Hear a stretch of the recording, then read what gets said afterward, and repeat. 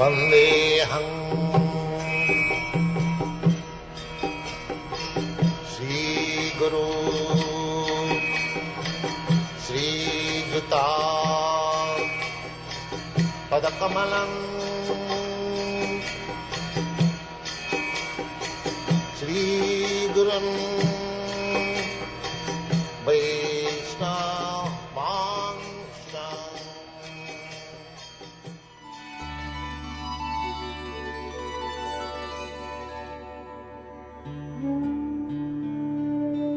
Troisième chant. Premier chapitre. Les questions de Vidura.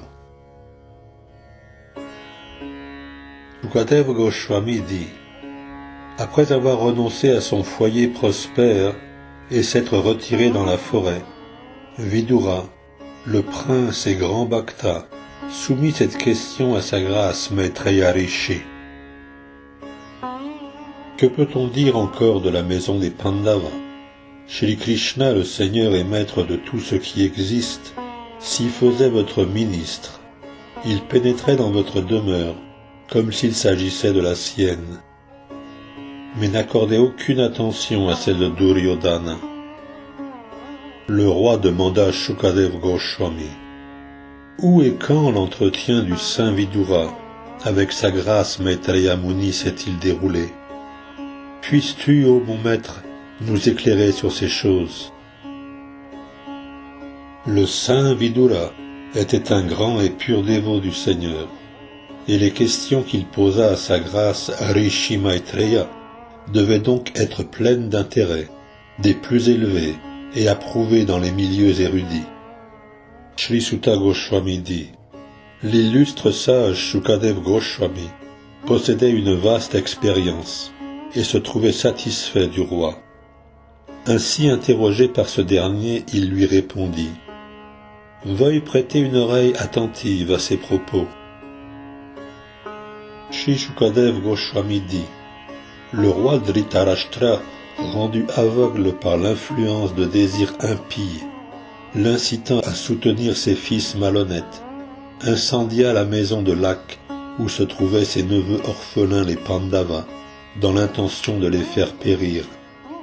Le roi n'empêcha pas son fils Dushasana d'empoigner la chevelure de Draupadi, action ô combien abominable, et ce malgré les larmes de l'épouse du vertueux roi Yudhishthira, ces larmes qui délavaient la poudre rouge ornant sa poitrine.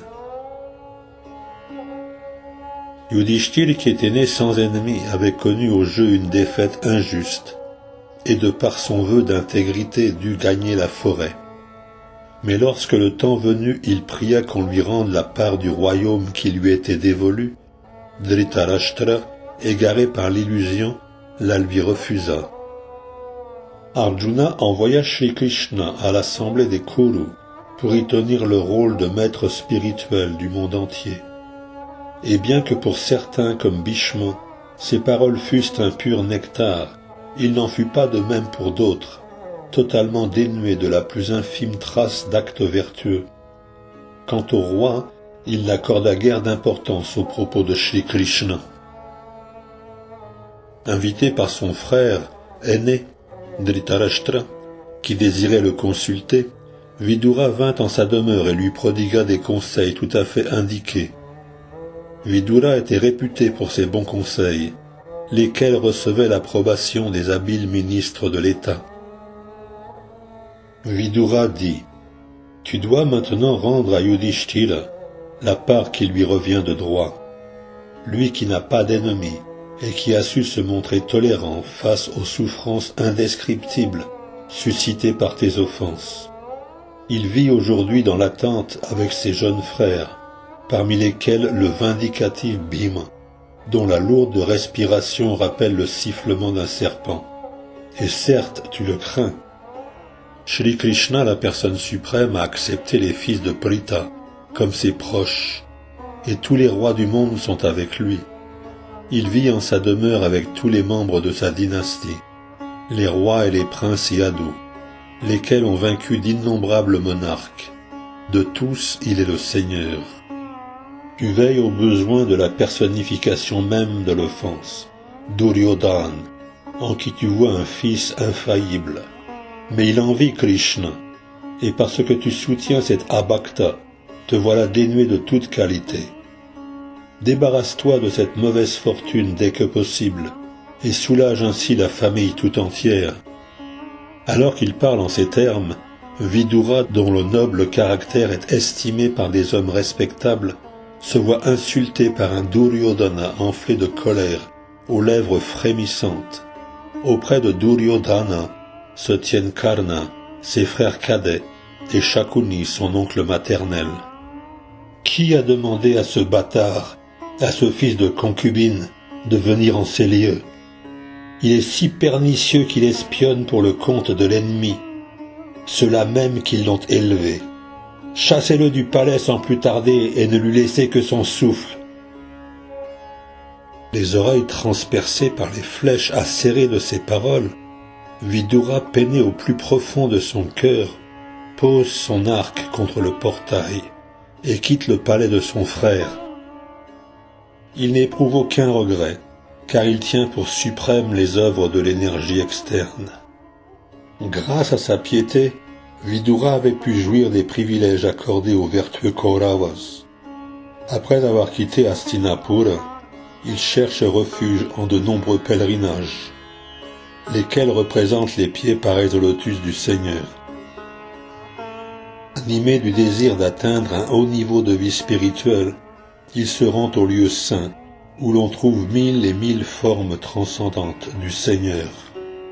Il part en solitaire, ses pensées fixées sur Krishna seul, et traverse divers lieux saints, tels Ayodhya, Dwarka et Mathura. Il voyage là où l'air, les montagnes, les vergers, les rivières et les lacs sont purs et préservés du péché, là où les formes de l'être infini embellissent les temples. Ainsi parcourt-il le sentier du pèlerin. Parcourant ainsi la terre, il s'en tient aux seuls devoirs qui font la satisfaction du Seigneur suprême Shri Hari. Ses actes restent purs et indépendants. Les ablutions qu'il pratique dans les lieux saints le gardent sanctifié, et ce, bien qu'il soit vêtu tel un mendiant, que ses cheveux soient défaits, et qu'il n'ait point de couche sur laquelle s'allonger. Ainsi passe-t-il inaperçu aux yeux de tous ses proches. Au cours de ses pérégrinations, sur le sol de Bharatvarsha, il s'arrête à Prabhashakshetra. Maharaj Yudhishthir règne encore alors en empereur sur le monde, qu'il a rassemblé sous une seule armée et un seul drapeau. Tandis qu'il séjourne au pèlerinage de Prabhas, il apprend que tous ses proches ont trouvé la mort sous l'effet d'une passion violente, de même qu'une forêt entière disparaît dans un incendie provoqué par l'entrechoquement des bambous. Il conduit alors ses pas vers l'ouest, où coule la Sarasvati. Sur les rives de la Sarasvati se trouvent 11 pèlerinages, soit Trita, Ushana, Manu, Paritu, Agni, Ashita, Vayu, Sudhasha, Go, Guha et Shraddhadeva. Vidura les visite tous, et à chacun d'eux s'acquitte des rites prescrits. On y découvre également nombre d'autres temples, abritant diverses formes du Seigneur suprême Shri Vishnu, installés par des grands sages et des devas. Ces temples sont surmontés des emblèmes principaux du Seigneur et suscitent le souvenir constant de la personne suprême, Shri Krishna. Après quoi, il traverse les très riches provinces de Surat, de Sauvira et de Matsya, puis l'Inde occidentale, connue sous le nom de Kuru Jangala.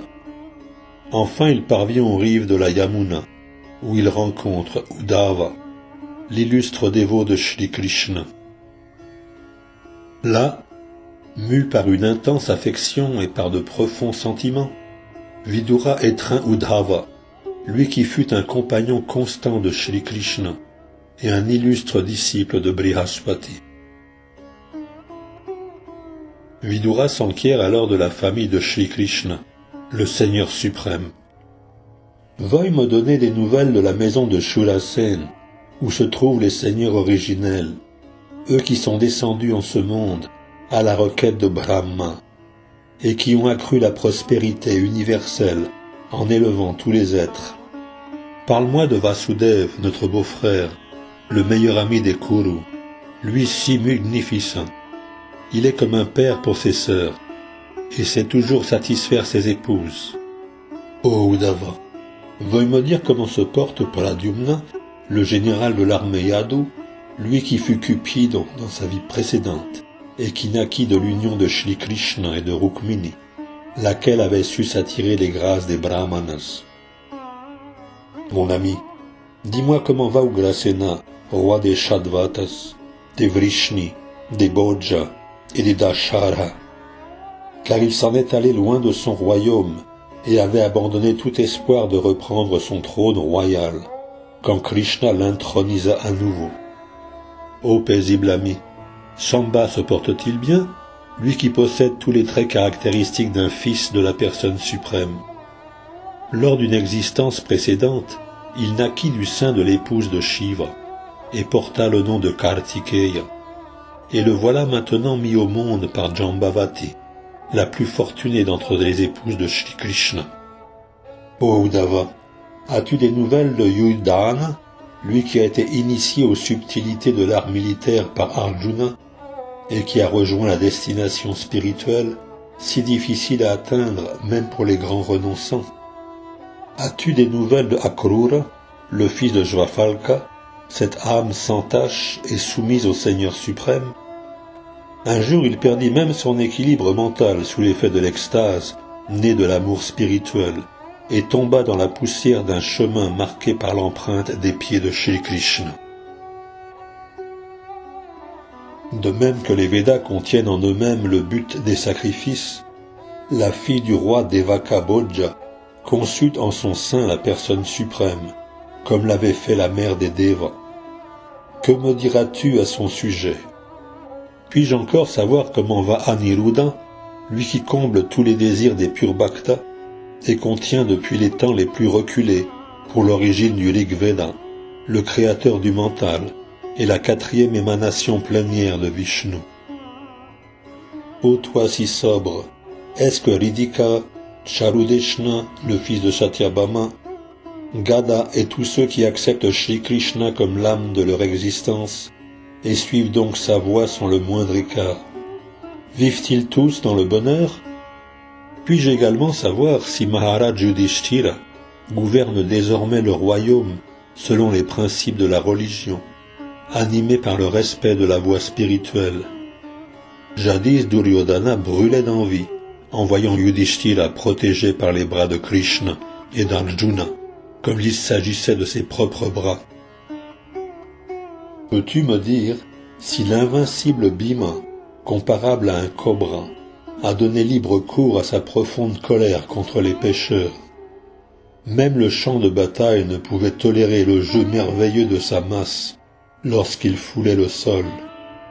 Veuille me parler d'Arjuna, lui qui porte l'arc Gandiva et qui connaît une célébrité persistante parmi les guerriers habiles à vaincre leurs ennemis depuis leur char. Un jour il parvint même à satisfaire Shiva, qui s'était déguisé en chasseur, en le couvrant de ses flèches.